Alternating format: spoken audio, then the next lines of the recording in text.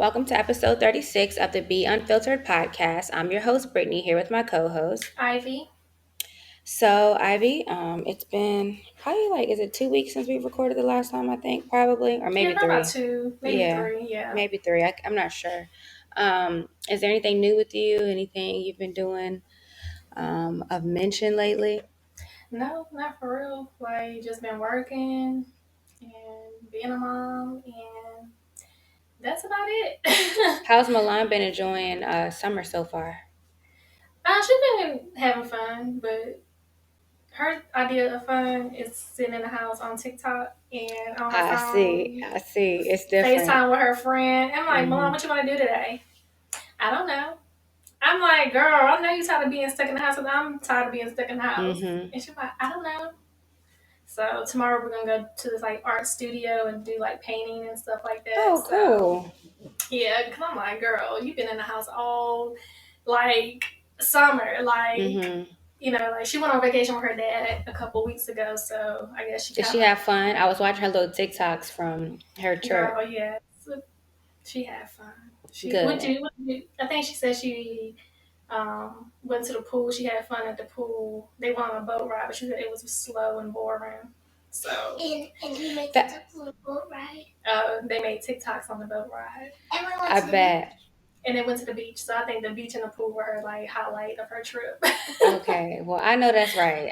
Milan. That's a vibe right there. I love the beach and the pool too, so I feel that 100%. Right. Yeah, it's officially summer now, y'all. So I think it's been maybe a couple weeks, maybe since it's officially been summer. Yeah. So yeah, I have since this. You've been busy. It looked like. Yes, I'm tired. You look tired. I'm tired. I have had something every single weekend. I think I have something every weekend the rest of this month, and then August. Don't know. The answer is no. I don't want to go. I don't know. The answer is no. I want to sit in my house and look at these walls all month of August. But it's been cool though. My cousin, her birthday was back on June 26th.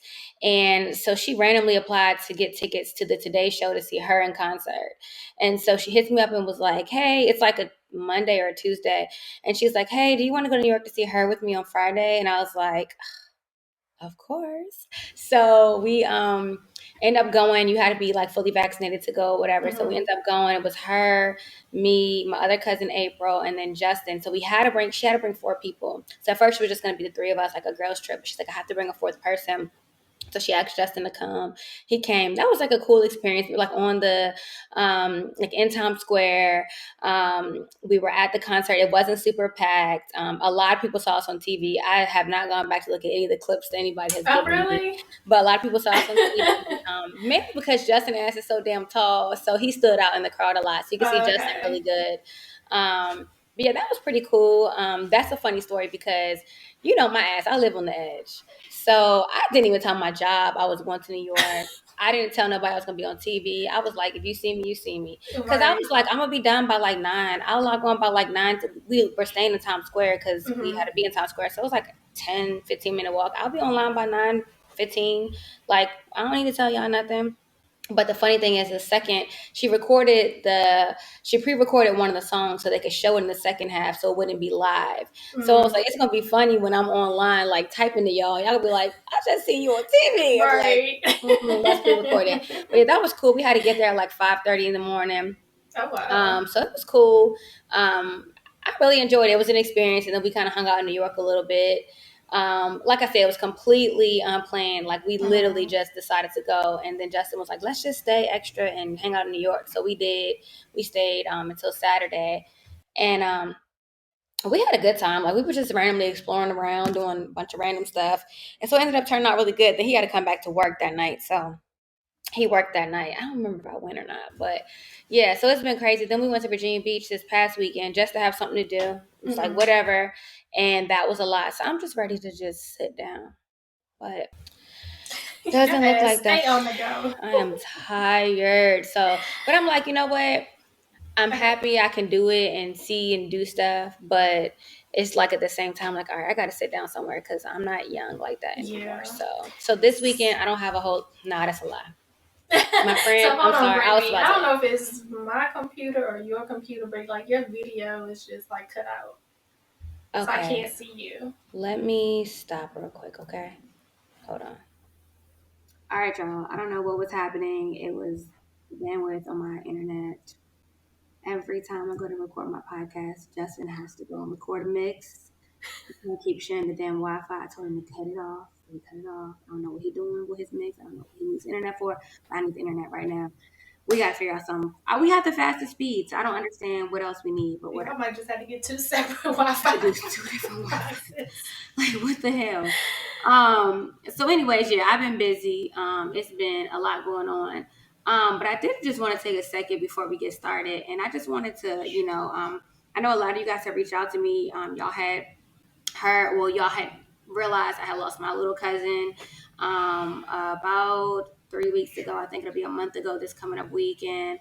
And so, yeah, I just wanted to kind of acknowledge that a little bit. I know I dedicated the last episode to him, but yeah, so my little cousin, a few weeks ago, he was shot and killed out in Maryland. And so, I don't want to go into a whole bunch of detail about it, but I do want to say that, there's some people who, live a certain lifestyle and you expect certain things, not expect certain things, but when certain things happen, you're just like, wow, like you were living a certain lifestyle and it kind of caught up with you.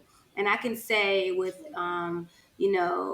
a good, clean heart and a good, clean mind that, my little cousin wasn't living a lifestyle that was at all conducive to being involved in this type of violence. He was a good, and I say kid because he was 25. He was a good kid. He had good energy about him. He was working, doing all the right things, just trying to be a good Black man in society. And it's just really sad to see that we continue to do this to each other.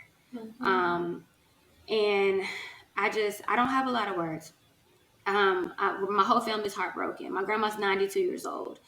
Should never have to see her 25-year-old grandson go through something like this.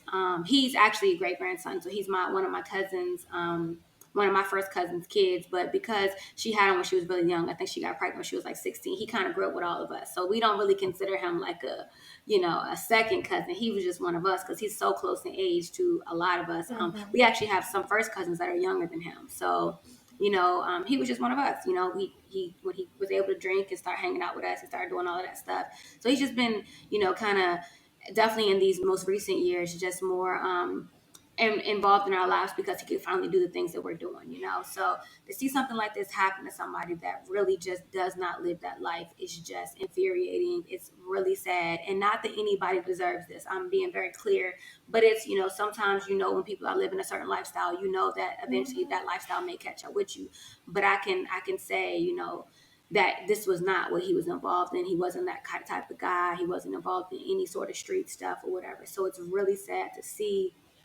My cousin, I've never known and probably will never know a more close mother-son relationship.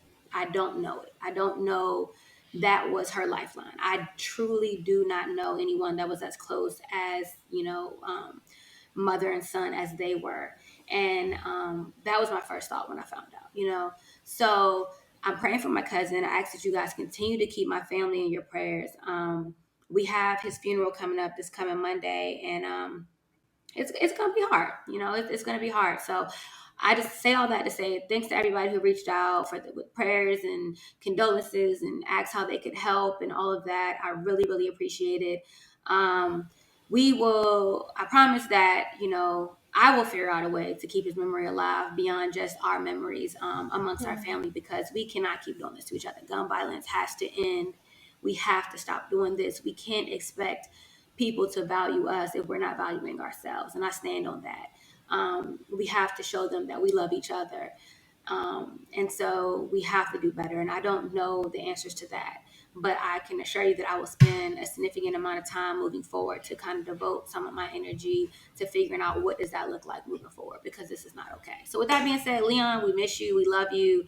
I have personally been dancing and enjoying life and smiling when it sucks and hurts and when I get sad. in your memory. So, so you will not, you won't be forgotten. And I assure you that my family, my family, Ivy, we're going to make sure that your life is celebrated as it deserves to be. And I'm looking forward to Monday being a celebration of your life. And it will be a sad moment, but we will also be making a moment where we're celebrating you and who you are to us. So we're thankful and grateful that God gave us 25 years of you. And we got your mom, and I'm going to just leave it at that. So again, thanks everybody. But with that being said, Ivy, let's go ahead and transition into our social buzz segment.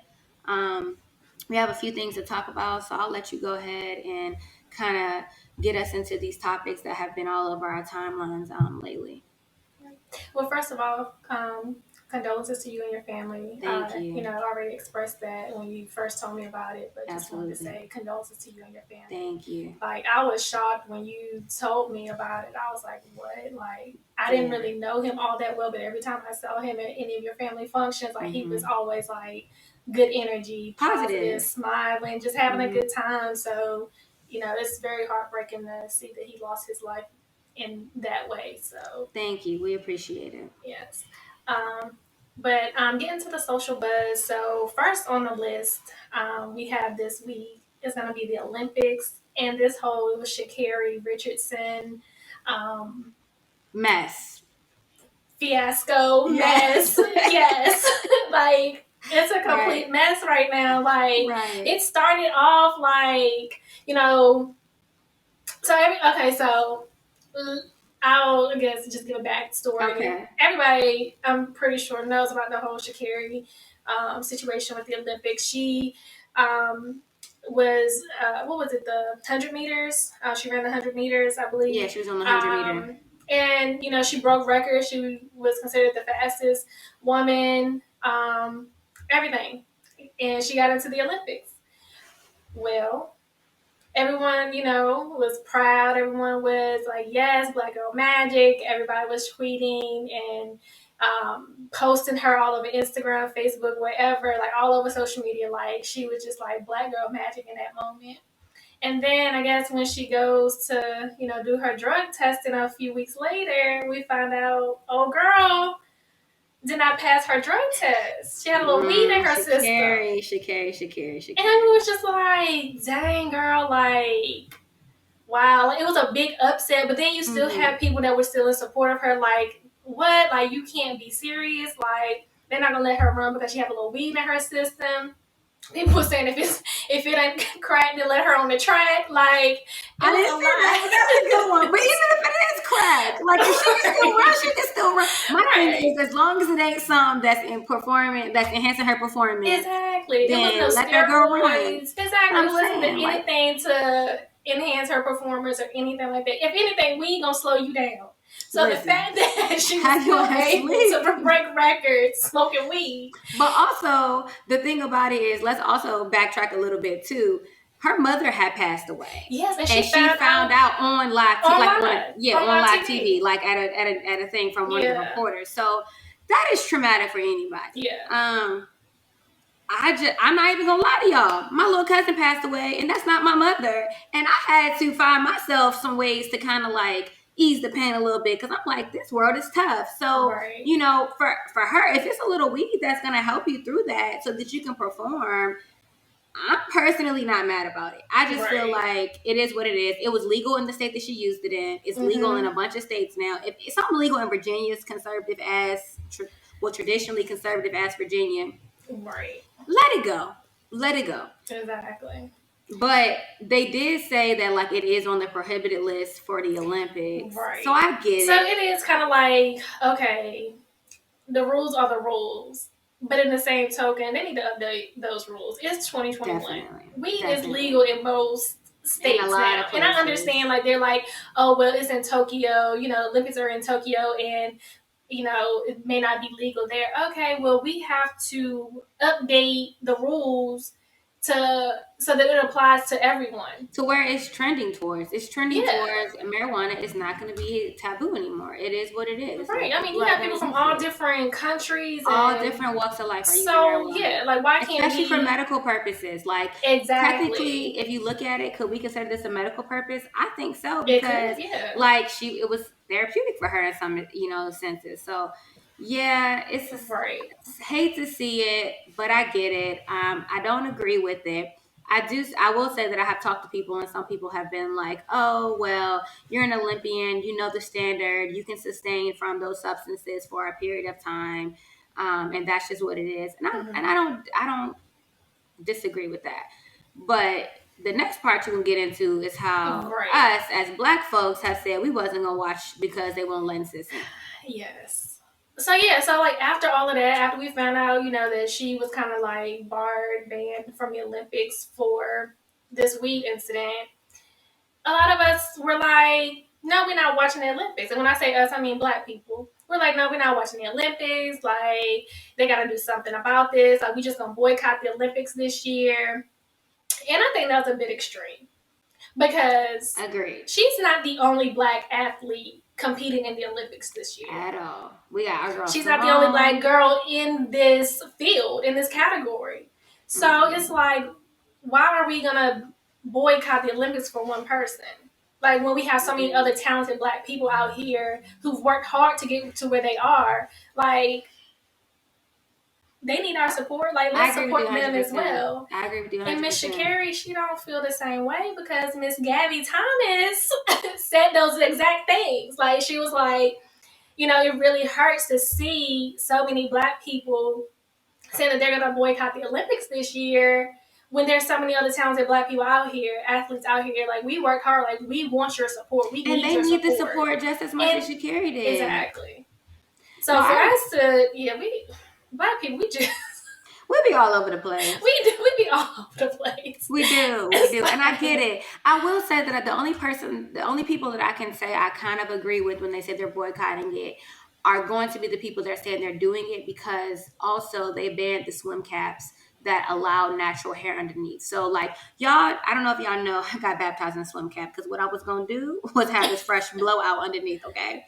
So I got baptized. Well, at that time, it wasn't a blowout. It was like a little flat iron, whatever situation. But I got baptized in a swim cap so that I wrapped my hair underneath of it. I tightened a scarf and I put a swim cap on. If y'all know a swim cap, they're super close to your head, like your scarf that you wear at home at bedtime. So there was a Black company that created a swim cap that's slightly bigger to keep like a natural curl fro, not even like a huge fro. We're talking about like a couple, like maybe the amount of space between my head and this headphones to go around. It's still that rubber elastic super tight feel, but it just gives it a little more space for the hair to fit underneath.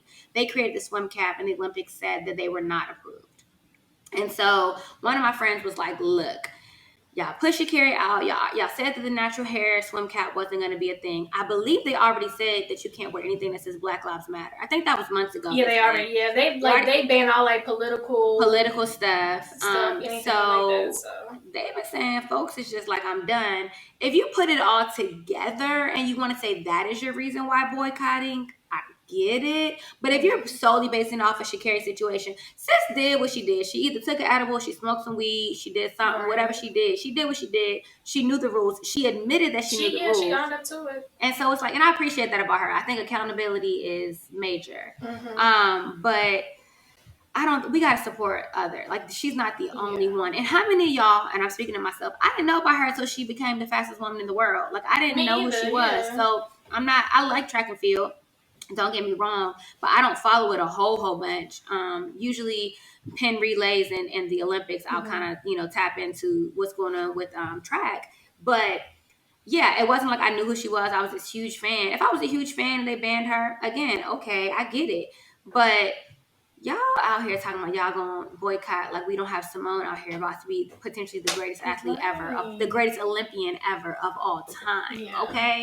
Okay, like Michael Phelps, who? Like sis about to come and snatch all the edges. Yeah. She gonna snatch the wig, the little caps they don't want them to wear. She gonna snatch them off anyway. So she's about to come and do the But I absolute did most. do a little research on the whole swim cap situation. Okay, so I what did you wanted to find out? understand Yeah, what did you what find was out? really going on because so they were like, it's not the swim cap per se, it was the company. The Olympics just didn't want to do business with this Soul Cap company, which is, I mean, Okay, it's black owned and I think it's targeted towards women with black natural hair. people. But they were also saying that it's because they say it doesn't fit the natural head or size of the head or whatever.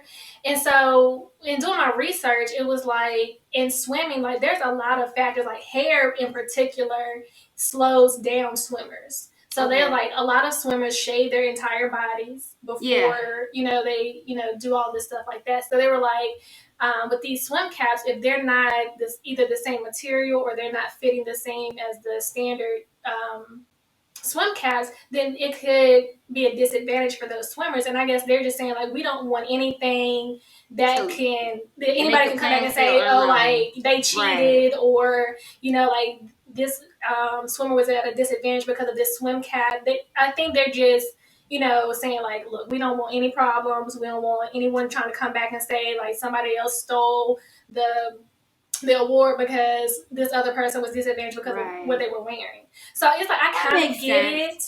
I mean, but maybe I don't know. Like, I don't know what the stipulations are with the cap. Like, they, like, took it to a lab and like, okay, let's compare it to the standard swim caps. I don't know if that was the case, or they just was like, no, it's not what we're used to. It's not what the other swimmers are used to. So no, we're not going to let anyone.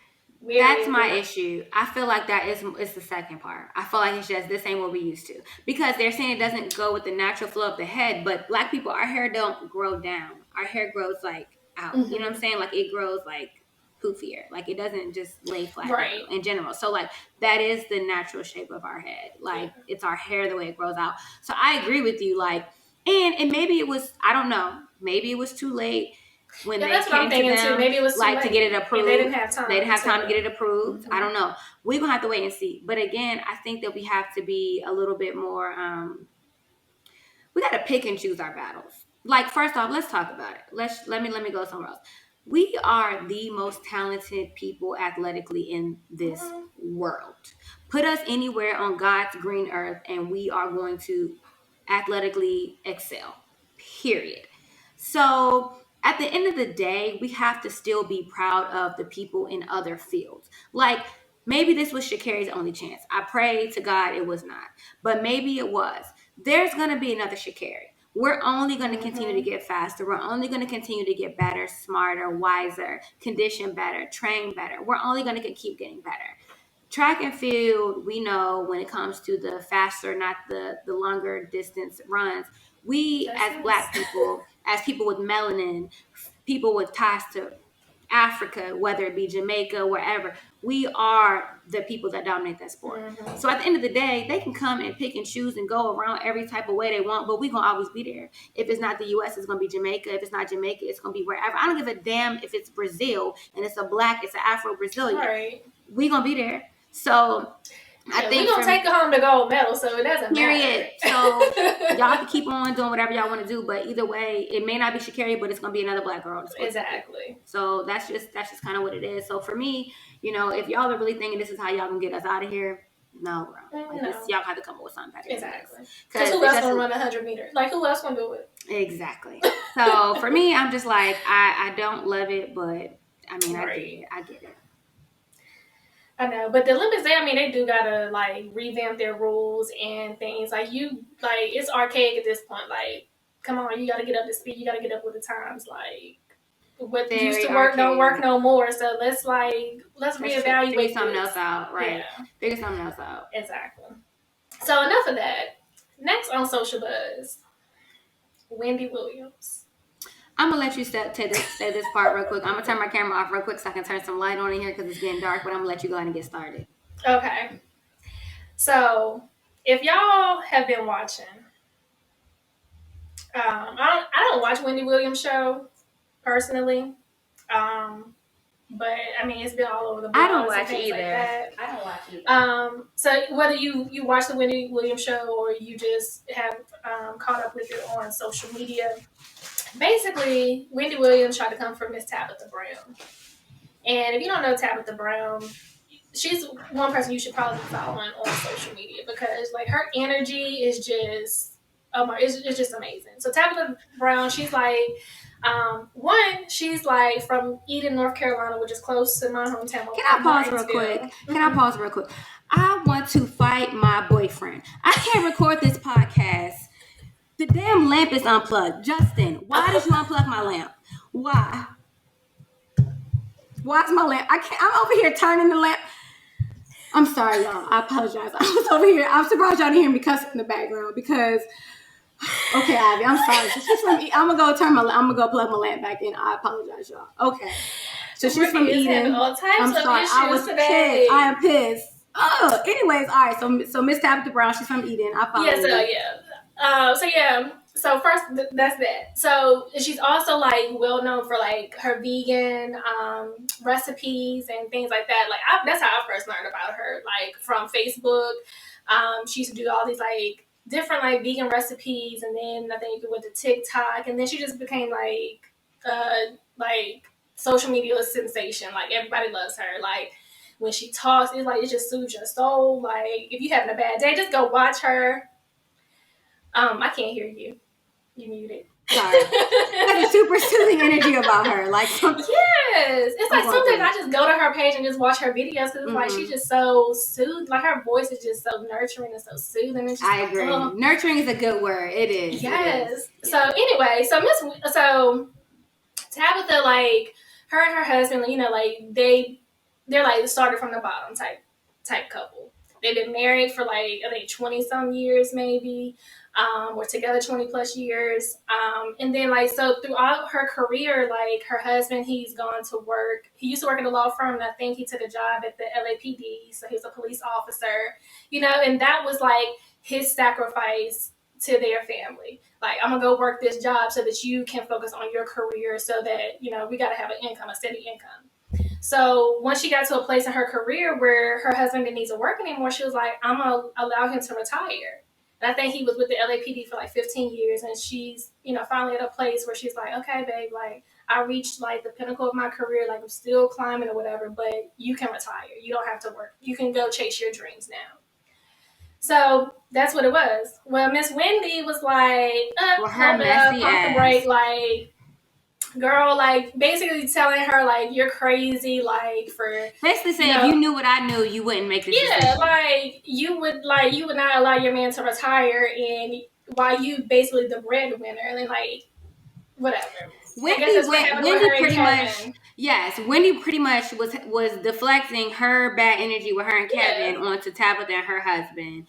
And my thing is that Wendy, everybody ain't you. I'm sorry, I can hear him. You can hear him in the background? I can't hear him. Okay. He out here talking loud. I don't know who he talking to. But anyways, all right, excuse me. Tonight, y'all. It might be. We might have to square up when this is done. Anyways. So basically she's like, you know, their marriage isn't gonna last. Like, right. Like it's not if you knew what I knew, it's gonna be over. He's gonna like basically say he's gonna use you, get to where he wanna get, and then he's gonna do what he wanna do. Right. And no. And it's just like, Wendy, like everyone isn't you. Everyone's relationship and marriage isn't like yours or like yours was. Mm-hmm. And it's just like, why are you projecting your insecurities and your bad experiences onto someone else? Like, they're happy. Like, let them be happy. And like, if something were to happen, that's them. Like, but for you to go on national TV and be like, girl, like if you knew what I knew, like you wouldn't do that. Like I can already see it's not gonna work. Right. Like, but let's talk about it. Projecting. Like, we do, and let's talk about it from a deeper standpoint.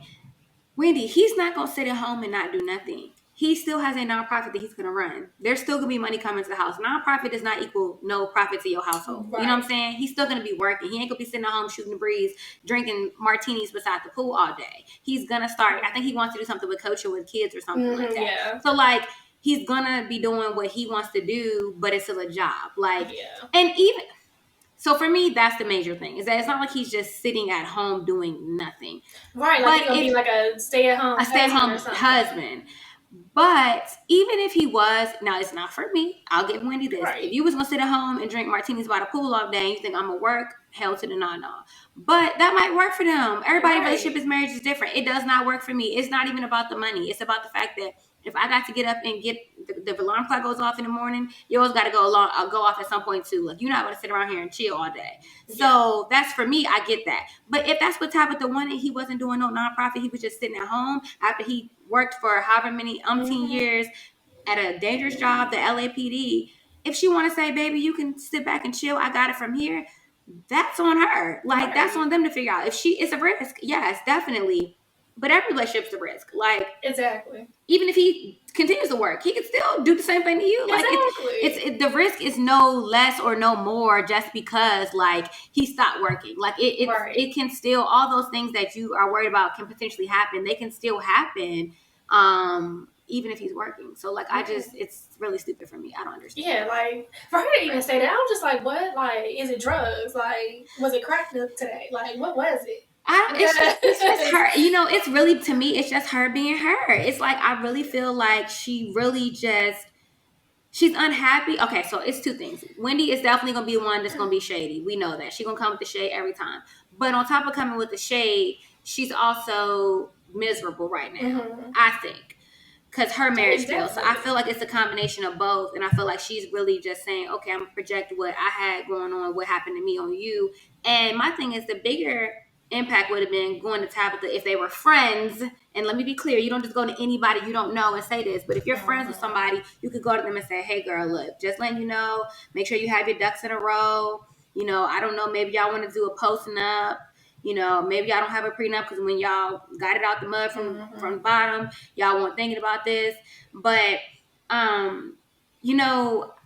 that's one conversation, to have that conversation separately, privately. But it's another conversation to turn around and just say, like, oh, on national TV, girl, you wild. Like, you tripping. You about to lose your husband. He not going to be loyal. So, Wendy. I don't even think her audience was feeling it though, because like they were clapping, like when she made the statement, that Tabitha was allowing her husband to retire. They were like, oh yeah, and then when she made the comments like, girl, like it's gonna be rocky, like it's just gonna be rocky ground, whatever she said, and you're just like, oh, yeah, like you said it though.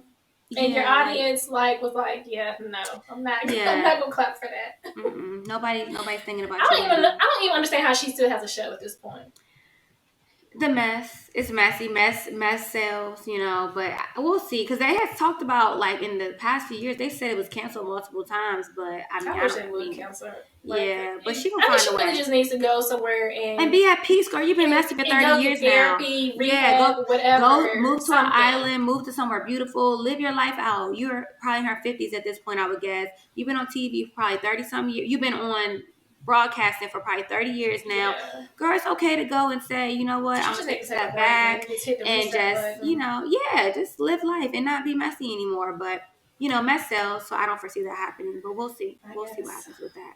But we're gonna wrap this social buzz segment up, because today's topics are things that have literally just come to me in everyday conversation over the past week or so. None of this was anything I saw on social media. None of this was anything that I was like, oh, this would be a good topic. Well, they were all things I thought it would be a good topic, but has come to me talking just in general people over the past couple of weeks. So the first topic I want to come to you with is, how do you define a serious relationship? And with that being said, how many serious relationships would you say you've been in?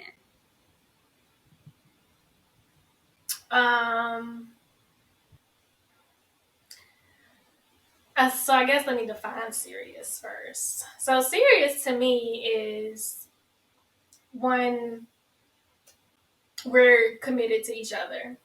Like, how can I explain it?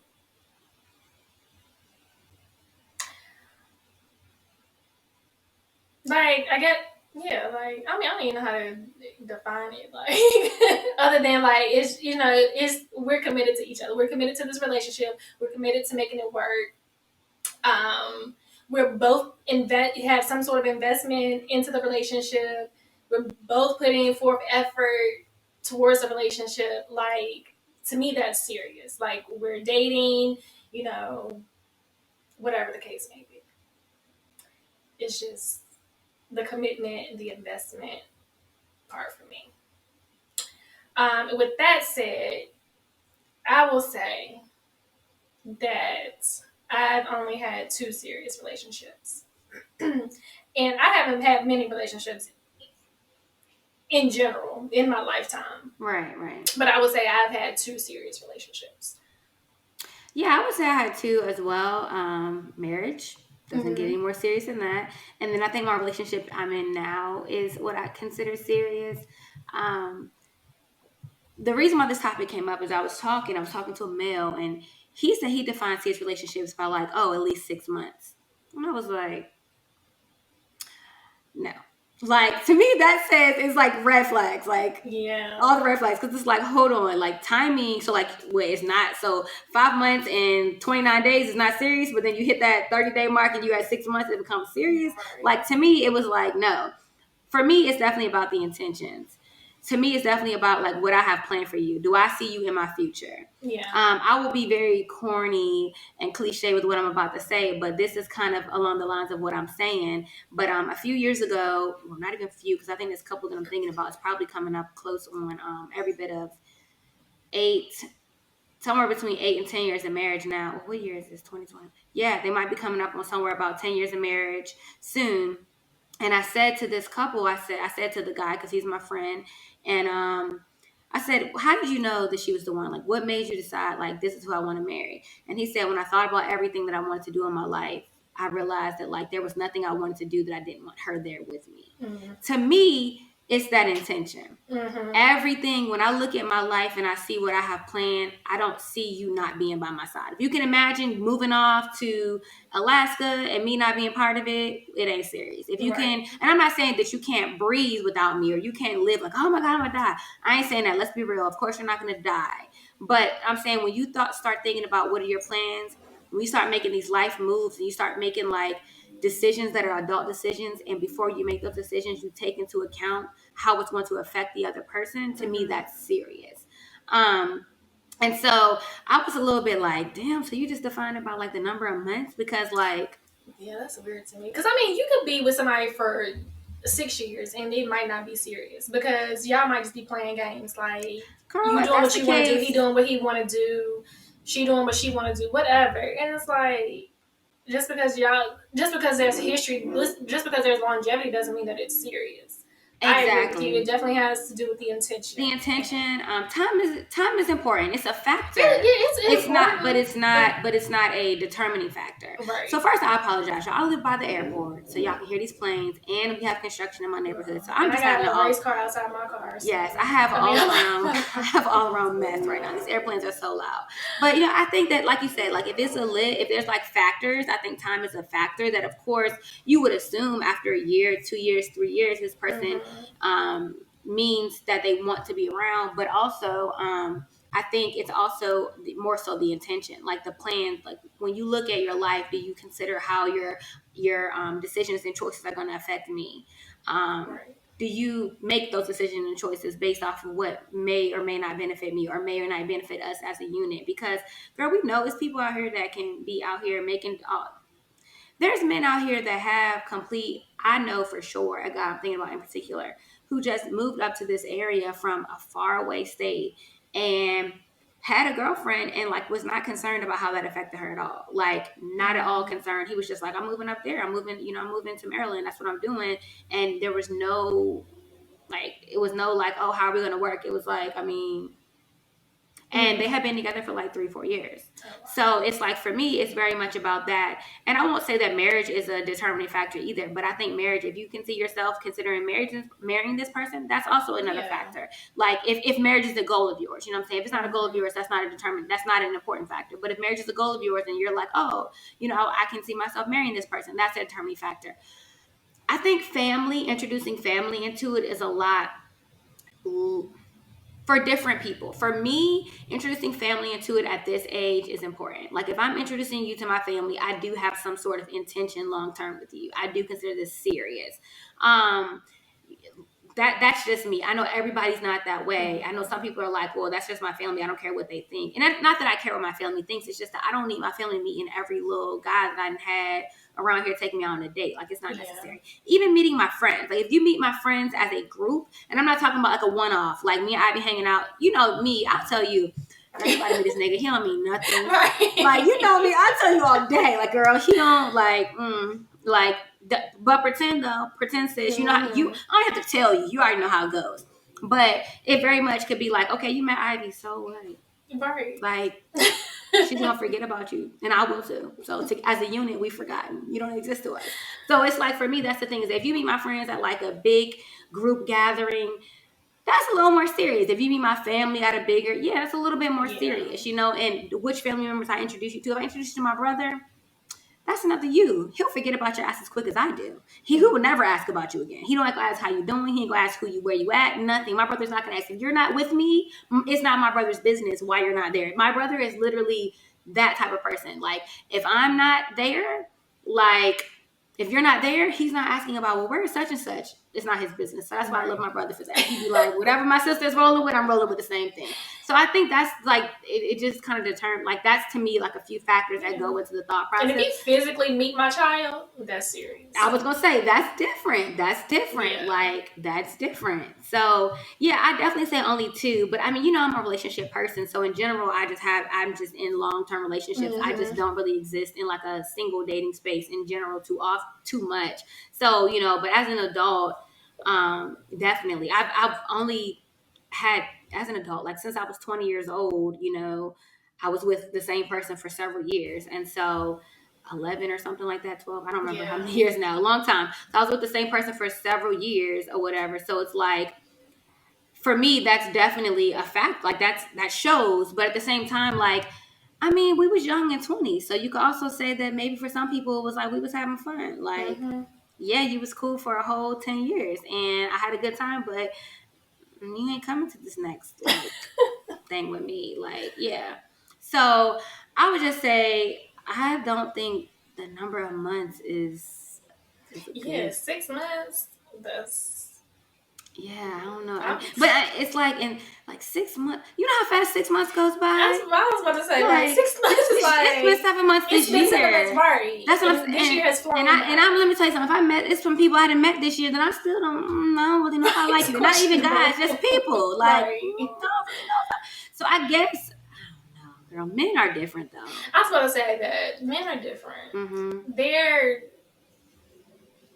rating scales and things like that are totally different. And it's alarming because it's like, it's the most dumb ass things that they go by. Like I was once dating this guy, and I was like, things where we were vibing, we were doing like so good, and he wouldn't ask me to be his girlfriend. I was like, what is going on? Like, why won't you ask me to be your girlfriend? And he literally, I was young, like way young. He literally told me like, oh, I didn't ask you to be my girlfriend because I usually, like, I have this time period of 3 months in my head that we have to hang out first.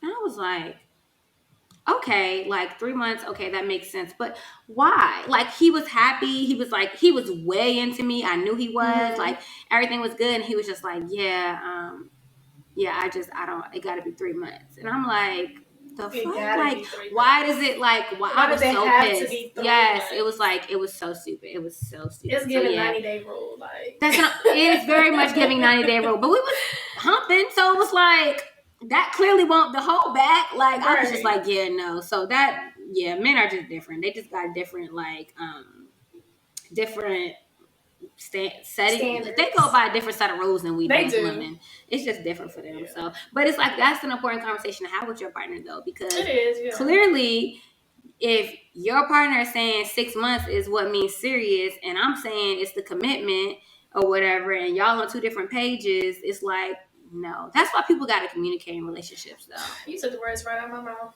Communication. Communication. That's why it is so key. It is so key. You can, like, you're on mute. Oh, sorry. Sorry. I did what you did. You said you can what now? I was like, communicate.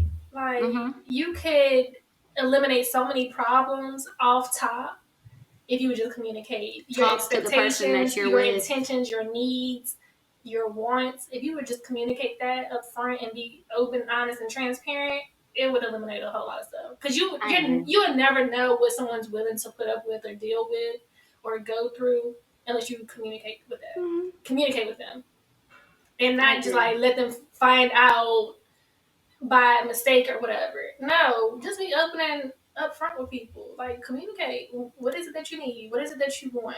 What do you expect? I agree 100%. It's so important. I think people forget about that sometimes. But men, they like are horrible communicators. We won't go there. Not this episode, Okay, baby. next. We gotta bring a therapist up here. Next topic. Okay, so this one I brought up here because I want to know your opinion because I did this recently and I want to know, like, it was a podcast topic for another podcast I'm listening to. And dude was like, if my girl's posting a picture of herself on the internet with a thong on, like, it's a no-go for me. And so I was just kind of like, then he was like, yeah, it just sends a certain like message to the public. Like, it just says that she's a certain type of girl. She wants a certain type of attention, all these things. And so I was just kind of like, now, if y'all don't follow me on social media, which probably you do, I recently posted a picture, last 2 months ago, I posted a picture of myself in a thong bathing suit from Tulum. Mm-hmm. And before posting it, I said to Justin, are you comfortable with it? He said yes. I wasn't asking for permission because let me tell you one motherfucking thing about me. I'm gonna do what I want to do regardless, and he knows that. And this is no disrespect to him, but he knows me. I am myself. But out of respect for my partner, are you comfortable with it? He was like, yeah, post it. You look good. So I was like, okay, cool. I cropped a little bit of the bottom of my butt out, not for him, but for me, because I was like, okay, this is a lot. And remember, I think I sent y'all the full picture. Mm-hmm. And so I cropped a little bit of my butt at the bottom out, just because I was like, okay, I don't want to be full cheeks out, you know what I'm saying? But he saw the full picture and he was like, you don't need to crop it, like post it. Like, he was just all for it, right? Right. So he was like, just post it. So I was like, yeah, no. But I posted it. So I was like, okay. If you know me, first off, it took a lot for me to post that. I am very uncomfortable in my body at this size right now. Like, I am not happy. I'm trying to find a place where I am accepting of where I am right now with a reminder in my mind that I have goals, to get my body to a different place. But for me to be able to do that was a big deal because I have spent the last, I won't say a year, but maybe the last 9 months just really beating up on myself about the weight I've gained and just like, oh, you don't look like you did. And just, comparing myself to this person and that person. Shit that I don't even do. Like, literally to the point that I had to go talk to my therapist and be like, yo, I'm going through some body image issues that I've never had. Like, I've never been a small girl. Like, that's cool. But like, I've never obsessed over it, right? So I found myself in the last month, like, obsessing over it. And I was like, I got to be, a little more gentle with myself and celebrate myself where I am. So that's what that picture was. It had nothing to do with wanting attention from anybody, giving a damn about what anybody else thought. I felt good about myself. My man made me feel good about myself. He was having me to post more. And I was just like, okay, this is just a little moment for me to celebrate where I am, keeping in mind that I have a goal to move forward. Mm-hmm. So my question to you is that, and I mean, you can be honest with me, if it does send a certain message, if I can hurt my feelings, it is what it is. But does that posting your butt out like a thong, does that send like a certain message to social media? And I'll tell you the response I got after you tell me your opinion, because that's part of what the conversation was about, was the response you're going to get from people. Mm-hmm. So I just want to know, what are your thoughts about that? I don't think well, I will say this in two parts. I think for an everyday person like you and me, for us to post something like that when it's not the norm for us, I don't think that sends a message out to anyone that like, oh, like, she just want attention, like, she just want to show her ass, like, she fishing, like, she trying to catch some bait, whatever the case may be. Right. I don't think that's the message we would send. But there are women who post that, and that's just what they do. They post their body. They want the attention. And they want the attention. And they get that type of attention because they post it all day, every day. Or, they post it on the story, they post it on their timeline, whatever. That's just what they do. But I will say, like, if you do it here and there, every once in a while, I don't think you're sending any type of message to anybody. I think it just shows like, oh, you're confident, you love yourself, you're, like you just want to show off like your body, or you thought it was a dope picture. Like when you sent it to us and you were like, should I post this? I was like, yes, go for it. Like, yeah, you did. post it. Like, yeah. And you were just like, no. I'm like, girl, I had post the picture. I had like a million excuses about why I wasn't gonna post it. You was like, Bob, Right. post the picture. I'm like, just post it. And you're like, I'm just gonna crop a little bit. No, don't crop nothing. Like, show it all. Like, you look good. Like, So for me, I was like, post it. Like, I want to like comment up under the picture, like some fire, some hard eyes. Like, I want to do it all. So I think it's just for people like us, or people who don't, post it a lot, and then you post it here and there or whatever. I think that to me just lets me know, like, okay, like either that person, is just extremely confident. They just want to show their body off. Like, that's that. I don't see it as being any negative connotation behind it or anything like that. I wouldn't be like, why is she showing her ass? Like, unless that's just the type of person you're like, we have some followers just be doing the most. Some people that just want attention. Exactly, they just want attention, so we know that they're posting it for that attention. Mm-hmm. But if it's just, somebody who's like, who doesn't really post that, I would be like, yes, girl, like, yes, like, we're, post some more, like, I'm gonna be celebrating you, congratulating you, whatever, like, I'm gonna be hyping you up, everything. So, like, no, I don't think that for someone like us, it sends out a negative. I don't think so either. So, dude's whole, thing is that you're inviting niggas into your inbox. So you can post a selfie and niggas gonna be in your inbox. That was my point. Justin and I talked about this. I get more responses from posting a selfie with a t-shirt on than I did from that. So I don't know if that means my body doesn't look good, but okay. But maybe it's because they like my face, but they like my ass. What up? I don't know. I'm gonna have to rethink this. But I get more of that than I do from that. It's like they already know. Like, I've made it clear I'm taken. You know what I'm saying? And I'm not out here looking for it. I don't be kikiing it up in my DMs back. Like, when I was single, I would kind of laugh back with them, be a little flirty. Now I'd be like, no, I'm good, because I'm not even going to send that signal that it's potentially more than what it is or whatever. So for me, it was like, I'm trying to embrace my body where I am right now. Like, I obsess over it. Like, I obsess over it. I know Justin fucking hates it, because it's like I'm always just talking about that and worrying about that. And so for me, it was just a moment to be like, okay, this is not ideally where you want to be, but it's where you are right now. Hey, Milan. Say hi. Your hair looks pretty. BB said your hair looks pretty. Thank you. Look at the camera. Tell everyone hi. Okay, she being shy. But yeah, I agree though. Like, yeah, it's like it's not that big of a deal for real. That shouldn't be the one thing that says like, oh, my girl can never do that. But then dude went on to kind of say a little bit more, like, now if you start posting your vagina on the internet, yeah, it's a slightly different message. Did you do her hair? That's really cute. I did. That's I gotta really cute. do the back of it. Oh, are you gonna braid it all? I haven't finished it yet. No, I'm just gonna flat iron it and probably get little curls or something. Oh, that's really pretty. I like it. But yeah, like, if you're showing that, or if you create an OnlyFans to show those, that's a different message. Like, yeah, that's it. But he was like, no, my girl can't post a thong. And I was just like, I think in general, Justin is not a jealous person. He's just not. Like, sometimes I'd be like, can you be a little bit more jealous? And he literally is just like, not gonna be jealous. I have made him feel too secure in himself, is what I think I have done. I think I need to remind his ass some type of way. Right. He's just so secure in our relationship, and he's just like, I'm not worried about that. Like, it's kind of like how you know me to be, where I don't want to be bothered with men in general, right. Unless I have to be dating. I do not want to be bothered with men, because y'all get on my nerves. Right. I don't like. No, leave me alone. So I think he knows that about me. So even he's like, I can't even believe you want to be bothered by me. Like, to this day, I still just be like, well, how the hell did I make the cut? And I'd be like, I've been wondering the same thing. Like, how did you make the cut? Because it ain't no easy cut to make. But it's just like, I think he's really secure in that. So he's like, you can do whatever you want, not whatever I want, but he's like, you can do what you want. Like, that's not gonna make me insecure about myself. Like, you look good or whatever. So, but my point is that men, if y'all think that that's the ones that's getting all their attention and stuff, that don't be the ones. It don't be the ones. It'd be a selfie. It'd be like a bare face selfie. I was gonna say no makeup, hair all over your head. It's like, you look so beautiful, heart eyes, fire emojis. Those be the ones. So Pretty faces is going to win every time, though. So I'm just going to let you ladies know. Y'all can keep on doing what you want to do to your bodies or whatever and trying to please these men. But a pretty face is going to win every time.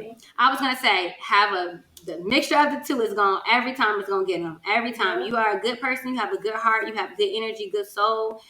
And that and a pretty face is you're going to be good every time. You're going to win every time. And people can even sense that about you through social media. They know, like, what type of person you are. 9 times out of 10, they can sense it. Like, okay, she's a dope person. Like, I bet she's fun to be around. Like, you know, they can. Like, I have that happen to me all the time. People are like, "Oh my gosh, I want to come to DC and hang out with you."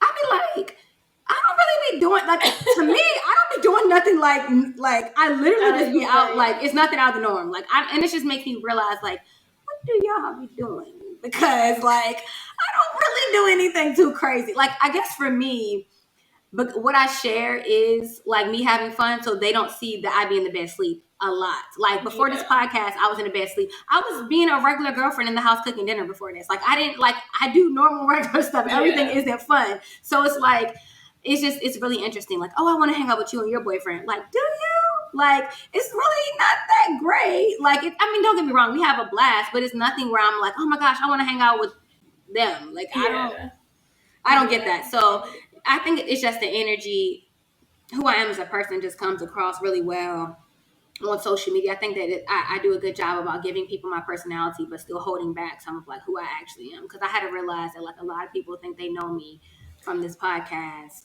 They know me from social media, and it's like, y'all really don't know, like for real at all. So yeah, but I just was curious about that because I was ready for you to tell me about myself if it was necessary. Because I'm all about Girl, no. being critical of myself. But I mean, it was funny because I had literally asked you about this before I posted. I was like, Ivy, whenever I'm posting something I'm not sure about, I'm gonna run it past Ivy every time. Like, it's always like, all right, Ivy. And I'm every time. Right. I'm like, okay, this one or that one. Okay, this or that. Like, okay, what do you think? And so she always looks out to make sure I do the right thing. And then I'll be like, all right, so do I do this caption or that caption? Yes, it's a whole process. Every time it's a whole process. And sometimes when I don't feel like coming up with a caption, I don't. But if I'm going to post a caption, I want to make sure it kind of like matches, whatever. But the last topic we want to get into is something that I have been hearing a lot about just the past like few months. And it came to me because I recently got a new job. It came to me because the girl's title at my new job is head HBIC. And I started laughing because I was like, where the hell am I about to go start working at? Right. Let me pull it up real quick. So, LinkedIn. Let me tell you what this HBIC stands for. Because I don't want to be wrong now. Actually, I know where to look for this. I put it in one of my chats because I was laughing with my friends about it. Okay, so here we go. So her title is Head of Belonging, Inclusion, and Culture. So literally HBIC. Head bitch in charge, okay. Yes, head bitch in charge of the head of HBIC, right? So that's her literal like whatever. So I was just like proud of her, like cool title, so cute, whatever. But it triggered me because here we go again, having yet another Black woman being over top of the diversity inclusion of a company. And so before we go deeper into this topic, and I don't want to spend a whole lot of time on this, but I'm just curious, I would love to know just what our listeners think. I do want to give a few statistics. Y'all know I like to give a little background when I can. So with the background, I just want to kind of give you guys just an overall couple of facts from this website called Lean In. And there are 37 women leading Fortune 500 companies. Of those 37 women, there's 37 today. There were only 33 last year. So it has increased a tiny bit since last year. So from 33 to 37. So that's increased. And that's just women at Fortune 500 companies.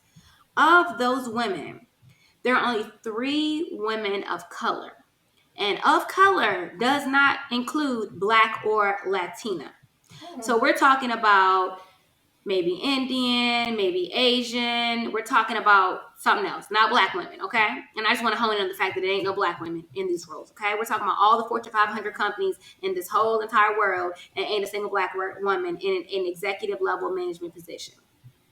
Now, with that being the case, black women account for 7% of the workforce, okay, of the population, right? And we make up 12% of the minimum wage earners. So while us being such a small percent of the population, we have a good chunk of people that are only earning minimum wage, right? Mm-hmm. So when it comes to executive level management, overall, it's only about 1% are black women. 21% of women total, but 1% are black women. So we're talking about we are completely outnumbered. We're not represented. Like we're not in executive level leadership, right? So I saw a post, and I don't know if it was LinkedIn or wherever it was. I don't even have the post saved, but it just stuck with me. It pretty much said something like, hire black women for executive level roles that are something other than diversity and inclusion. Mm-hmm. We are smart and capable of heading up a department at an executive level beyond diversity and inclusion. Mm-hmm. And so I was just like, oh, here we go again. We ain't satisfied. Like, all right. That was my initial reaction. Then I started looking around and I started noticing Company A, black woman head of diversity. Company B, black woman head of diversity and inclusion. Company C, black woman head of like diversity recruiting. Like, we're popping up in these roles, but it's always diversity and inclusion. So then I had to reevaluate my opinion. I was like, maybe they're onto something. Like maybe that is the case. So the point that I guess I'm trying to make here is that it seems like the workforce looks at us as only good enough to head up particular roles. We're not the head of human resources. We're not the CEO. We're not the CFO. We're not the what is it? The VP of something like procurement, for instance, like the field that I'm in. We're not in these roles. And we know good and well that it's not because black women are not capable. It's that black women are not being afforded the opportunity that other people, and I won't even say other women because, women is still a small margin, but the other people are. And so I just want to know, like, is that something you've noticed as well? Or is it just like, is it just us being unsatisfied? Like, we should take what we can get? Like, what are your thoughts on it overall? No, I definitely agree. And being that my company just started this whole like diversity and inclusion situation at our job, like it was surprising, but it wasn't surprising. Cause I'm like, oh, we didn't already have this? Like they sent out an email just like a couple of months ago and was like, welcome to, our diversion and program. They were looking for, they had two. One was just for women, and then the other one was for black women. So that's I was just crazy. like, They didn't have my coworker sent it to big. me. Your company is huge. Huge. Worldwide. Huge. Yeah. So, like, I honestly, when corporate sends out emails, I delete them. I don't even read them. So one of my coworkers, she sent it to me. She was like, can y'all believe this? And so I read it, I looked into it. I was like, I'm not surprised, but I am surprised at the same token because, like you said, like my company is huge, and for y'all to just start this, it says a lot. It says a whole lot. Y'all didn't value us until it became a thing. Right. Y'all didn't value us until like this last year, I will say, when we started speaking up and we started, contacting corporate about black issues, right? Things like that. Saying, what is your stance? What is your stance? Let us know. So now you want to, base this whole program around it. And it's just like, why did it take these horrible deaths and murders? It took murders with an S for y'all to decide that this was a problem. To decide. And then it was just like, okay, and now you're targeted at women and black women. And it's like, okay, one, you don't value women at all in this company. Mm-hmm. And we have, you know, like some women in top positions at my company. They're not of color, Mm-hmm. but there are Same. women there, and Same. it's like, okay, now y'all really letting me know how y'all really feel about us. Mm-hmm. Mm-hmm. And it was just very shocking to me on one hand, because it's just like, as big as my company is, you would think that they already had something like this in place. But then I got to looking at just like the program in particular that I work on. Mm-hmm. And I can count on both hands how many black people, black women just in the program. program. One on the program, and two Which is a in problem. managerial Mm-hmm. positions. Because your old boss used to be a black woman, right? No, she was a white woman. Oh, really? Yeah. Oh, I thought she was black. She gives you those black vibes. I mean, I just thought she was. You just always talked about her like she was just so cool. So yeah, she like, was cool. Yeah. Okay. But, and she was the coolest boss I've ever had. Mm-hmm. But yeah, now she was white though. You know, it's ridiculous. It's sad. It's frustrating. It's like, come on. And so, you know, when I accepted this new role, that was one of the things for me was that this is a small company. I maybe 100 employees, right? And one of the things that my soon-to-be boss said to me was, you know, we have the idea of what this role is today, but we have an idea of what this role will be in a year. We have an idea what this role will be in 3 months, and 3 years, and whatever. And so for me, it was like, we have plans for you, and those plans are for me to grow with the company, to me to get into leadership positions. And so for me, it was like, this is where I need to be. Like that. I mean, it was several other factors, but it was just hearing a white woman say that was for me like, okay, I am. They understand the importance of it. Like they see me as that person, even though they don't know me that well, just based off of what they know me from just the interview process, which was long as hell, 4 interviews. But just through that, you know, they're like, okay, this is what we see for you. This is what we see for this role. We think you would be great doing boom, boom, boom. And so for me, it was like, yeah, this is the energy I want around me. This is what I want. Like I want to be at a place where they're trying to do something different. So when I saw that girl invite me on LinkedIn yesterday, I was like, yes, sis, with the cute ass little job title. But at the same time, I was like, oh man, this is exactly what they said. Like, this is exactly what they said. And so I will say that like it's frustrating to see.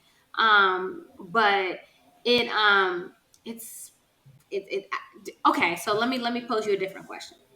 So I had a networking event about 2 weeks ago, and one of the ladies there said that they have talked to her about taking a management position in her company, and she said that she's not interested. And I said, well, why are you not interested? She said, because I feel like they're just doing it because I'm a black woman and they need some color. And she was like, I'm not going to do it for that reason. My stance was, get in there, get your foot in the door, and don't be the last one. You might be the first one, but you will not be the last one. Bring us up with you. You make that, you get your foot in that door, you do such a good job, they can't deny. It doesn't matter if you are getting the job, that's because you're a black woman. Do so damn good that they couldn't envision nobody. I don't care if black, white, anything. They couldn't envision nobody else in that role. And when given the opportunity, bring more of us with you. And that's what I told her. She was like, really, you think so? I said, yes. I said, because I don't mean no harm, but institutionally, the way this country has been, white people have been doing this for years. White people have been getting jobs just because you're a white person over a more qualified candidate. Just because your dad, I'm going to give you my thing. My dad was a judge. My mom is a judge. So I'm going to get this clerkship over here because he went to law school with my mom and dad, or my mom or dad. They've been doing this shit for a long time, y'all. It is time for us to get into these roles, into these positions, that we can do the same thing for our people. We're several hundred years behind. I don't want to say 400, but we got some time behind us. So it's going to take us a little while to catch up.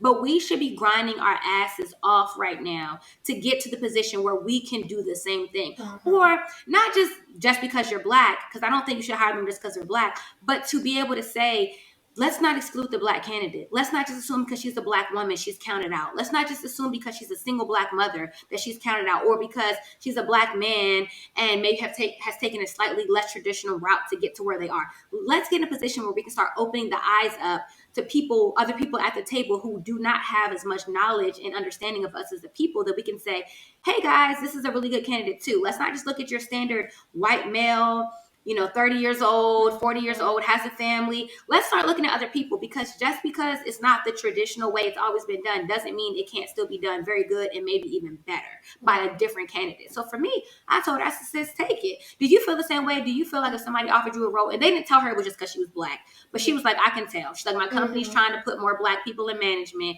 and they're picking and choosing, like when they've skipped over her for opportunities in the past. Like in the past, she wasn't good enough, but now, as of the last year, it's like, oh, we want you now. So do you feel like she should just take it? Because I do.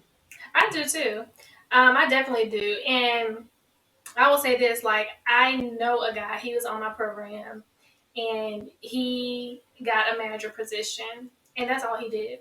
Candidates, he was bringing in black people.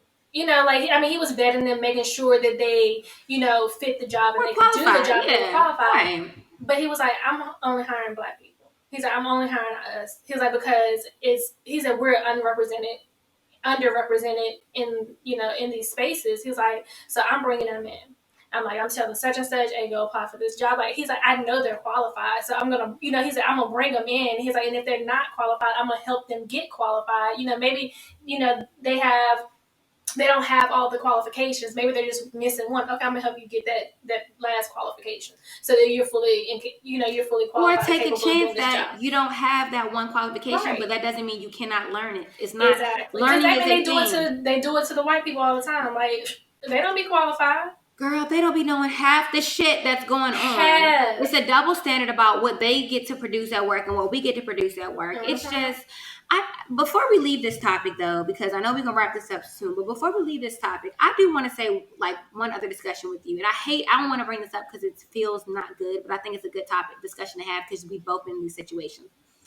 This lady had posted on Instagram, and one of the pages I follow reposted like about how the worst bosses she's ever had have been women. Have been what? Women. Mm-hmm. And I was like, damn.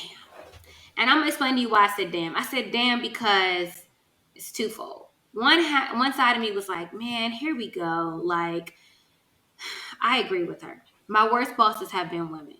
Like, I agree with her. Other part of me is like, guys, shut the fuck up. You know how I always say, like, black people, we got to keep our black business in the black community and don't let the world know. Women, we got to keep our women business in the women community and not let the world know.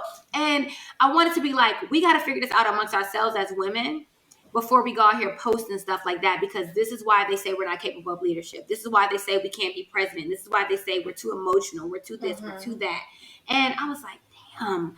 Are they right? So I've been doing a lot of I've been digging very deeply within myself, just talking about that topic, like thinking about it myself. I haven't posed the question to anyone else or really talked about it with anyone else in that way.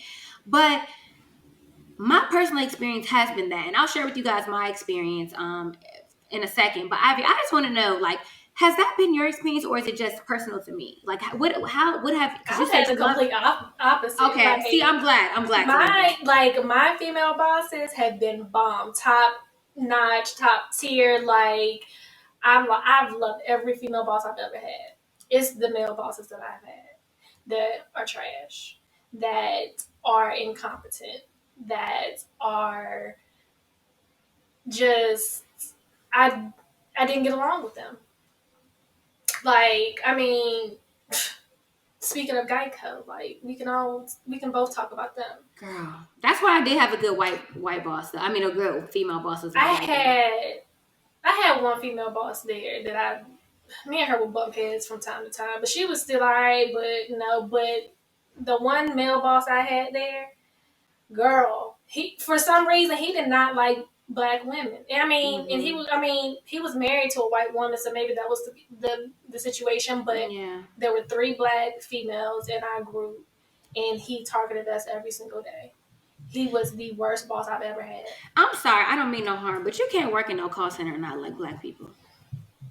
I'm gonna just say it. Black people love a call center. Black people love a call center. We love a call center. So you cannot work in a fucking call center if you don't like black people. So you need to rethink what you're doing. You need to go work in somebody's office and something else. You need to go do something else, because you cannot work in a call center and not like black people. It really does not add up. Yeah. No. Yeah, but I mean, and then like I've had a couple of other, male bosses, and it's like we got along, but they just weren't. They were very micromanagers, and I cannot be micromanaged at all.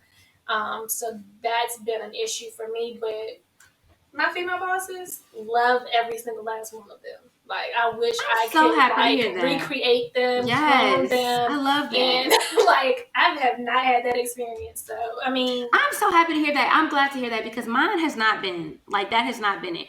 My male bosses have always been the ones that I can go back to like college days. Like, y'all, I have examples on examples, and I'll give y'all. I think I have 3 that stand out as bad, 1 that stands out as decent. I had one time I worked at. So, by the way, y'all, I've had like 35 jobs in my life. So that's a whole podcast in itself. I could go through and tell y'all all the jobs I've had. Because one thing about me, baby, she gonna have a I'm gonna have a job. I'm gonna have a job. One thing about it, I'm gonna give me a job, and if you don't act right, I'm gonna peace out and go find the next one. Because let me tell you, it's 20 more where you came from. So I was working at this place called the Little Gym. And it's like gymnastics for like little kids, right? Mm-hmm.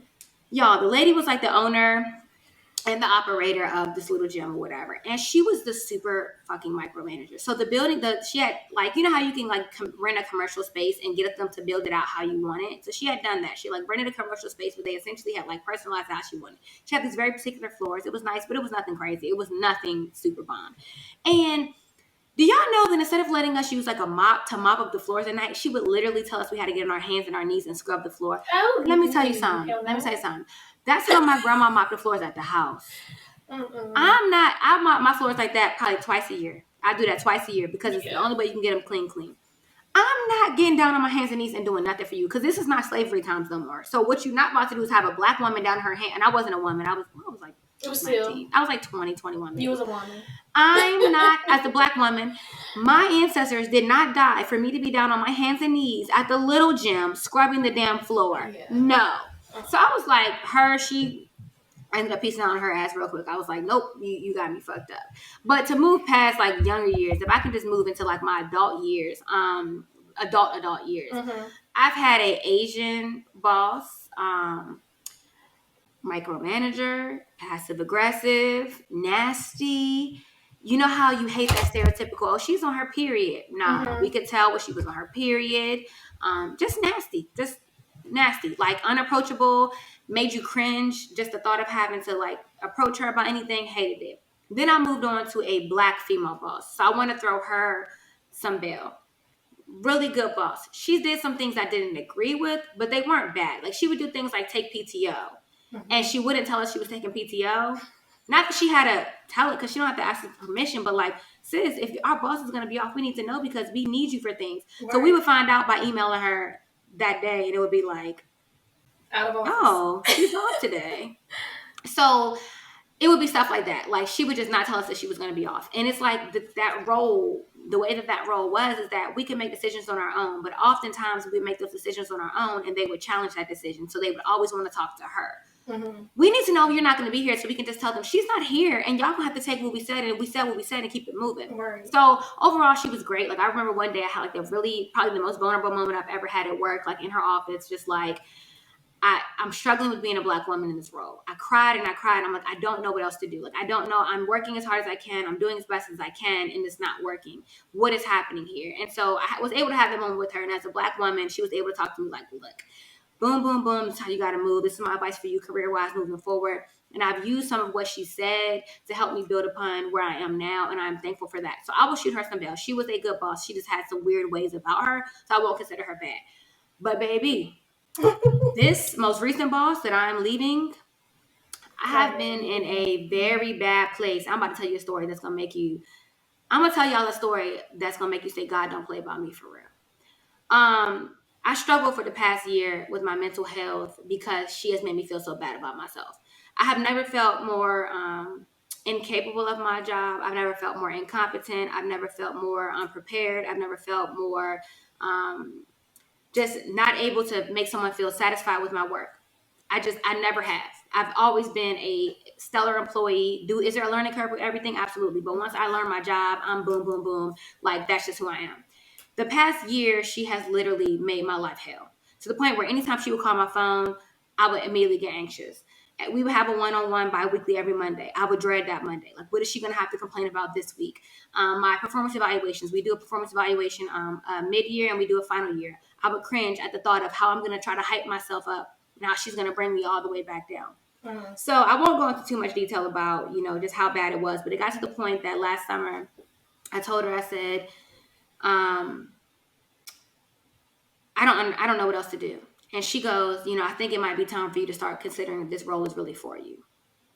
And I was like, first off, bitch, I quit jobs. Jobs don't quit me. So I'm going to stay here off the principle of she's not really mad about anything that's tangible. You don't like me personally. So you're trying to take it out on me professionally. So she would complain, but it was never anything that she could put into like a performance, like that she could put into like a performance improvement plan, right? It was always like little dumb shit that like really didn't mean anything. And I always kept receipts. It was nothing. So first off, I wanted to leave last summer anyways. I had gotten a job. I had actually gotten a job at Geico doing the same thing that I do at this company now. And I decided to turn it down because I was like, the Geico wanted me to come back in the office. And they said that the role would not be fully remote. And I said, I'm never going to do a non-fully remote job again. Yeah. And so I thought that was going to be hard to find.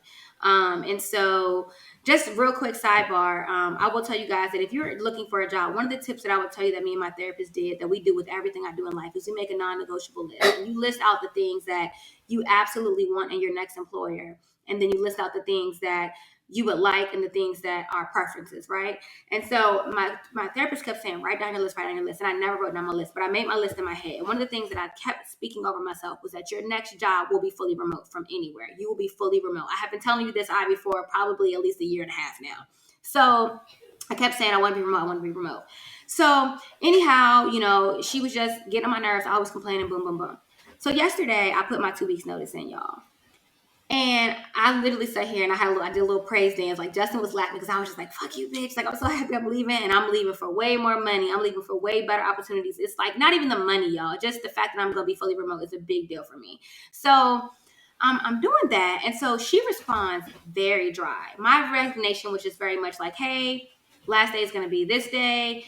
Let me know how I can help with the transition. Let me know how I can get to the office to get my personal items because I haven't been in the office since March of last year. Mm-hmm. And, thank you for the opportunity, whatever. She responds with best of luck, period. Not even a fucking complete sentence. Best of luck. We'll let you know how to get your stuff out the office. Wow. So in that moment, I had been a little uneasy because this next role, I'm at a small company. It's not much different than what I've been doing, but they've never had anybody in this role before. I'll be in there creating the role. I'll be in there creating the department, all of that. So this is a challenge, right? So I was like, gosh, am I up for this challenge? Like, God, am I making the right decision? Help me. And not that I even needed that confirmation from God, but sometimes you just want that discernment. Her email response for me was like, I hear you, God. You are making the right decision. Not that I was expecting her to counter because she hates me. So I know you weren't going to counter or anything like that, try to keep me there. But she hates me, but you couldn't even pretend. Like, thank you for the work that you did while you were here. Nothing, right? Y'all, let me tell y'all my full circle moment how I know God don't play about me. So there's 2 people in my office in my department that do my job. It's me and another guy. We're the only 2 people that handle the software contracts and the hardware contracts for our company. Do y'all know she sent an email at 5:30 yesterday saying that he also resigned from the position yesterday? So now she has nobody in the role. I said, let me tell you, God do not play about me. You thought you was going to play me for all this time that I've been there for almost 2 years. You thought you was going to play me and that you was going to just get rid of me and that you was going to be good. No, sis. And that was her golden child. Of everybody else in the department, she loved him. He went above and beyond for all the special projects. He was her little pet. And now not only are you losing me, you're losing him. And on top of it, the thing with him is that he worked slow. I worked really fast. I was very efficient. I always met my deadlines, all of that stuff. He did a good job, but he was very slow at doing a good job. Mm-hmm. So nobody really they would prefer to get me to review their contracts because they're like, gosh, you're on time. I'm like, well, I don't really have a choice. It's a deadline. That's what you're supposed to do. It would be like stuff would be past due and he would be like, what's the urgency? And they would be like, it was due 2 weeks ago. Like literally like shit like that, right? But meanwhile, if I got like 2 or 3 days behind because I was on vacation, she would email me, why have you not done this yet? I'm like, hold on. So for me, it was a full circle moment. It's like, this is what you get. Because now you gotta fill both of these positions. And another one of my coworkers that's on the same department, but he does professional services. He handles the professional services stuff. He left 3 weeks ago. So now the department is down 3 attorneys, and there's only 6 of us. So now the department is down 3 attorneys, and one of them is about to go on a maternity leave. So we're talking about a 6 attorney department about to be 2, and that's it. So I was like, you know what? That's what she did. I was getting so excited about her being miserable about me leaving because she was already down 1, and we're already like super understaffed just by being down 1 person. Now you're about to be down 3. So even if somebody started tomorrow, it's not going to be exactly. So I said, you know what, God, that's just for me to tell y'all. Ask God for it. Make sure you pray intentionally about what you want and keep your mindset intentionally on what you want, because during this interview process, I kept speaking like I had this job to a few people. I don't think I even told you I was interviewing, but it was only a few people I told. And I only told people because somebody would ask me something. I'm like, oh, I'm interviewing. But I literally spoke this over myself. And I know you talk a lot about manifesting. But let me tell you, prayer and manifestation together, you are unstoppable. Yeah. Speak whatever it is that you say over you, because I promise you, you will see it come to fruition. You will. I mean, I'm not saying it's going to be immediate, but I spoke this job over me. I was like, oh yeah, I got a new job. I got a new job. I got a raise. And then like I came in and I gave them my range of my salary, and she came in at the top of the range. And I was like, okay, y'all, I went back and asked for the $10,000. And do you know what? They gave me that $10,000. God do not play about you when you are living right and you are showing him that you're trying and you're meeting him there. You're not just praying for something and you're not putting the work in. If you do that and you're manifesting these things will happen to you. So I just say to y'all, like, don't let nobody play y'all, but also speak positivity of yourself, because I have a tendency to speak like worst case scenario over myself. I'll be honest, but with this experience, I've spoken nothing but positivity and good vibes over myself, and it has really, really changed my whole mindset. But I say all that to say, like, I do not enjoy working for white women. It just does not. It doesn't tickle my fancy. I've never had a good experience. I'm not no like super go to work.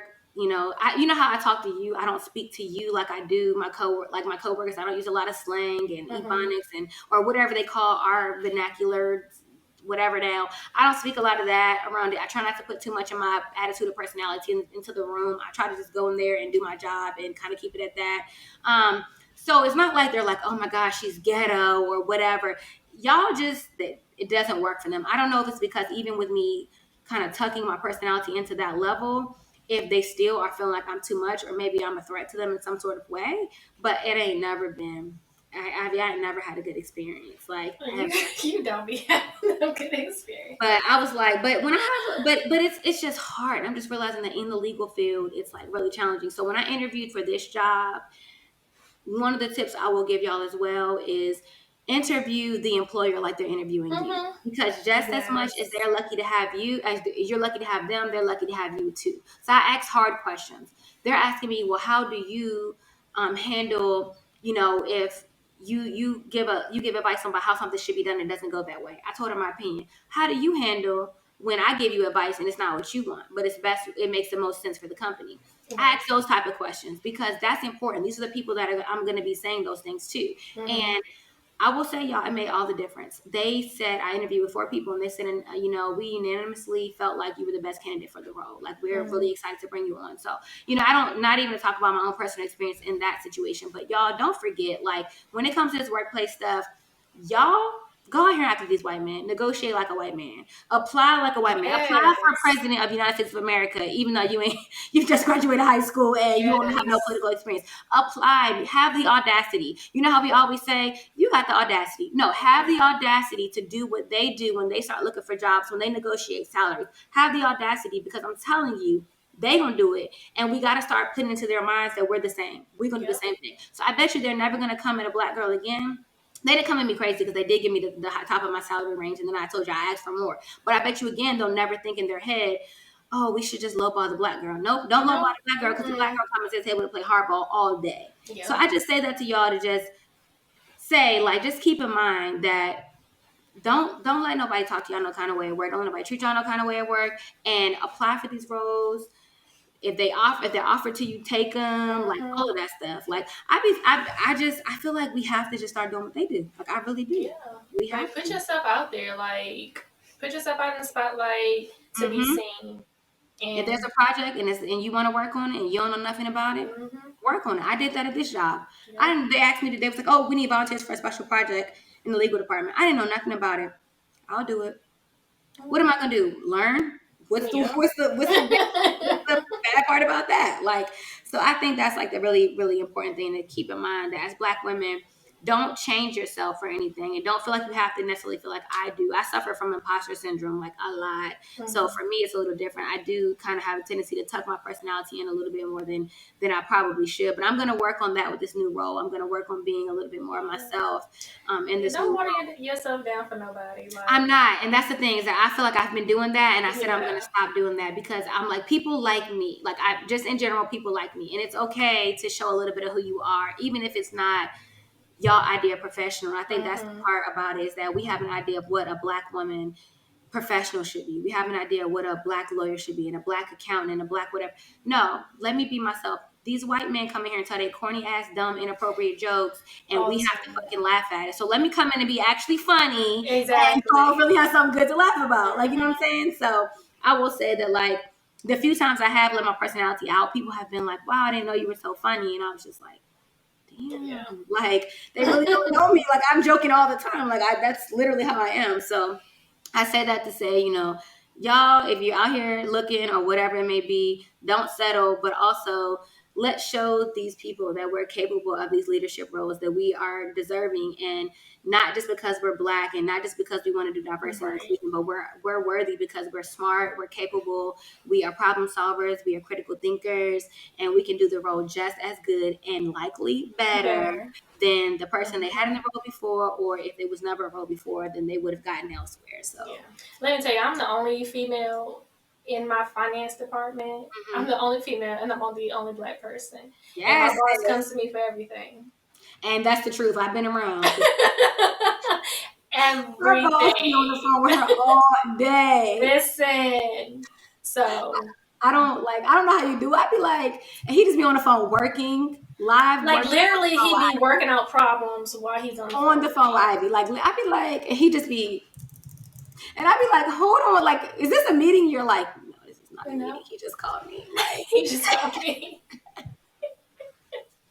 It's so funny, but that's good. See, like, that makes me like, of course I'm proud of you. That makes me even more proud of you. I didn't know that there weren't any other women or Black women. But that's awesome. Like, that's really, really good. And I think that's important. Like, and finance is another one of those things. They think women aren't good at math. No, we are good at math. Y'all got to stop putting us, I ain't the one. No, I ain't the one now. But math you are. I was gonna say, but you are. I'm not good at math. Yeah. But you know, don't say that just because where your mind is at and you can't think beyond that we aren't good at something. So and that will circle us back to the final point, is that I don't know the girl's name, but what is the Black girl that's doing the Olympic swimming right now? She's killing it. I can't think of her name. Is her name Simone as well? Simone Manuel or something like that? Okay. Yeah. So again, stop putting us in boxes and say Black people don't swim. Now I don't swim, but I'm not. She's out here in the pool killing it. So stop putting us into boxes saying what we can and can't do. Because one thing about Black people, we can do anything and everything we want to do. Exactly. Any and everything we put our mind to, we can do it. Anything we put our mind to. If I want to learn how to swim, I can learn how to swim. I just ain't put enough effort into it yet. But that's the thing. It's just like just remember our power as Black people, y'all. We are so powerful. We are so beautiful. We are so strong. We really are. We can do anything we want to do. And I love it. I'm so happy I'm gang. I'm so happy I am gang. I'm so happy I'm Black. I can't even imagine. If God had put me here to be something else, I probably would have tried to be acting like I was. Yeah, I probably definitely been still trying. I'm not even mad at some of the people that want to be part of us, because like we're lit. Because we're really dope. We are really a lit culture. Like so lit. Like our culture is the best. Last thing I want to say, You remember how I told you about Zola on Instagram? Yes. I went to see the movie last night. I was in movies already. Yes, it started June 30th. Oh, so wow. yeah. So Justin surprised me with a date to the movies because I haven't been to movies in 2 years because like the last time I went was like summer 2019. And he loves the movies or whatever. So I told him jokingly, the only way you can get me back at the movies is if you take me to see that movie or whatever. Oh, and so he really wanted me to go back. Yeah, girl, it was good. It was good. It was funny. It was cast very well. The acting was good. It was not bad acting at all. The acting was very good for it to be like ghetto and its own, because the story is ghetto. The story is very ghetto. It's very ghetto, very like what trailer park trash. Like it's very ghetto, but it was very well cast. It was good. In that sense, it wasn't like don't go in there with like Oscar worthy. No, this ain't it. If you know the story, then you know what I'm talking about. It's very basic. It was a Twitter story. Yeah, it was a Twitter story. So don't go in there thinking. Yeah, don't go in there thinking like this is about to be the best thing you've ever watched. But I will say it's slightly, not even slightly, it's above like a hood movie. Like those hood movies, it's like above that. So I will say like it's still worth definitely checking out. Overall, because I enjoyed it. So I went yesterday. So how was it compared to Secret Society? About the same. Okay. Secret Society was a really good hood movie, though. It was. So, yeah. So I mean, like, I might give. So the plot in Secret Society was better. I'll give it that. And the plot in at Zola was just. I already knew the plot. They changed up a few things. You already knew they changed up a few things or whatever, but it was decent. Like there's this one guy in there that he's really funny. He kind of makes a lot of the situations that are serious like kind of funny because like he's like this just stupid ass white guy, but it's pretty good. It wasn't super unbelievable. Like I remember reading the Twitter feed like, nah, this didn't happen, but to see it kind of play out a little bit more on the screen, you're like, okay, this is wild. They of course embellish the story a little bit, but. Right. Yeah, it was good. So I would definitely recommend that when you get some alone mommy time, when you need a little date night or whatever, that's a really good like something to catch or whatever if y'all get a chance. So yeah, it's called At Zola. It's based on a 2015 148 tweets this girl tweeted from her page. Now the part that I didn't know was that the next year the white girl that she talks about in it came out with a Tumblr page telling her version of the story. And her version of the story is that she's a Christian. She loves God. That she did not invite her to go to Florida to go, thotting and bopping. That she invited her. She went along to protect her. Girl, it's a whole other story. Girl, that don't even sound right. It don't. And so the movie makes fun of it. Like makes fun of the fact that she came out with this other story or whatever. It does not make sense at all. But it's pretty good. I really enjoyed it. I can't wait to see it. Yeah, go ahead and go see that. That'll be fun. Do you have anything else to add before we wrap it up? No, I don't. Anything fun you've been watching? Anything? I don't know. No, I just finished Manifest. I was gonna ask you, did you watch Manifest? Okay, I'm not done yet. I'm on season 2, episode 4 or something like that. Okay, yeah. What are your overall thoughts? Just curious. I loved it. It did get to be a little too much sci-fi. It was too much for me. It becomes a little bit too much sci-fi for me. Mm-hmm. So it becomes because like the first season is kind of like, oh shit, this did this really happen? Towards the end of the first season is where they start to lose me. Like the end of the first season is where it starts being all right. I was already hooked into it by that point. By that point, so it was just like I'm gonna keep watching it. So I finished it. I finished season 3 and everything. I loved it. I do not like the way it ended at all. Okay. And being that there's not a season 4, yeah, it was like okay, that was it. Where did you watch season 3? Because I know season 2 is up on Netflix. Yeah, season 1 and 2 is on Netflix. I want to say Peacock. Okay. I'll have to look that up then. Yeah. I'm do you have Verizon or you have Verizon Fios? Okay. I don't know. Like you might can look it up on Verizon if I don't season 3. I'll look it up on because I had Xfinity, so I just looked it up. But I think it was like on Peacock and. Peacock is like free, so. Okay, cool. Yeah, I'm gonna look it up. Or you have Hulu. Try Hulu too. I do have Hulu too. So everything be on Hulu. Everything do be on Hulu. But yeah, it's like I was into it, but it was like towards the end of season 1, and then definitely by the end of season 2, I was like, okay, we gotta wrap this up. Like, and then like when you get through season 3, you're like, okay, like you drugged us out for what? Right, for what? Okay, yeah, I'm looking forward to finishing it up. So that's good to know. Yeah. But all right, y'all. Well, that's a show. If y'all haven't gotten into it, Manifest is a show. That travel show I told y'all about last time is a show. And go to. I still haven't watched that yet because I still haven't booked me a trip yet. Ivy don't because they will. I be watching episodes over. I be watching episodes over and over again. Like, damn, I should just book this Airbnb. But now I know everything up there is probably booked up because they're like real Airbnbs and stuff. So I'm like, everything probably booked up for like 2 years. But yeah, definitely. Once you book your trip, watch that because it is gonna give you all the like, I'm ready to be out feels. Like, yeah, I definitely highly recommend that one. And then Zola, if you don't care too much, we caught it on not a matinee. We caught it on Tuesdays at AMC, which is when it's $5.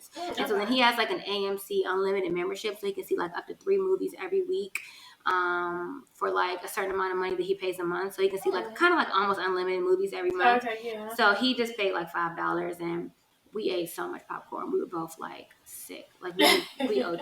Like it was very clear we hadn't been in the movies in a long time. Yeah. So it was a good little cute date though. So he took me on that little date to celebrate like putting in my 2 weeks notice. So I would definitely say it's a cute little date night. It's not a super long movie, and it's like you'll laugh. Like I definitely laughed. I talked to the screen like what? Like and so he definitely was like, yeah, this is wild. Was there a lot of people in the movies? No, it was just us. He tried to tell me he rented the theater out for me. Boy, Talk about some. I love you so much. I rent the theater out for you. I was like, nigga, bye. But we was the only ones in there. All big cap. Yeah, he was just joking with me. He was like, yeah, I rented the whole theater out for us. I was like, whatever, grow up. Yeah. But it was cute though. It was like a little romantic, semi-romantic vibe or whatever. Yeah. So, and I didn't fall asleep during the movies because me and you, we gonna fall. Listen, one thing we gonna do is fall asleep. We gonna fall asleep. I was fighting it. I said, bitch, you cannot fall asleep. Because he didn't want to see it. He didn't even remember the Twitter story.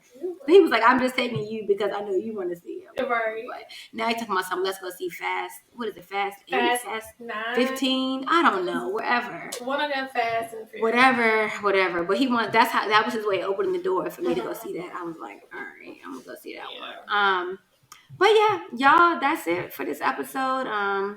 Y'all know the drill. Like, comment, subscribe. I guess I got to get on figuring out new merch, y'all. I'm sorry. I've just been doing everything. I've been all over the place or whatever. So bear with me. But y'all know, like, comment, subscribe. Please follow the Instagram page. I'm trying to figure out how to be more engaging up there. So if y'all could follow, that would be great. Yeah. Do you have anything else to add here, Ivy? No, I don't have nothing else. Well, thank Milan for being a part of you can come say bye. Today. Can you say bye? Come here. I can't see you. You're heavy. Say bye. Hey, pretty girl.